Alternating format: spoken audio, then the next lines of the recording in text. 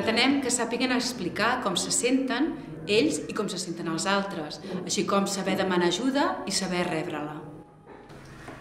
Mireu, tigres, avui el gatet ha vingut amb moltes ganes de jugar i ha sortit de la caixa i m'ha proposat un joc que jo crec que us agradarà molt. És el joc del dau de les emocions. Ui, a veure quin ha sortit.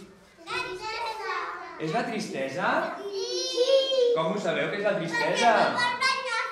Oh, a veure, com posem cara de tristos tots? A veure com és la tristesa. Una situació en la que estem tristos. A veure, Chloe, quan estàs trista? Quan me posen la vacuna. Estic trist quan me se trenca una joguina. Se'ns trenca una joguina. El Pau també diu quan se'ns trenca un cotxe. Sí, això ens fa estar trist, és veritat. I a veure, algun nen que està trist, i això què podem fer, per exemple, Arlet? Fer-li un dibuix. I podem fer un dibuix. I vosaltres penseu que si està trist i veu aquest dibuix, deixarà d'estar trist? Potser sí, oi? Doncs és una bona idea.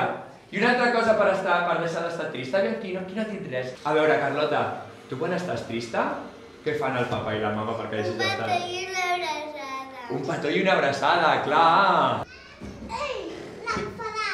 L'enfadada. Ui, aquest és l'Anuig.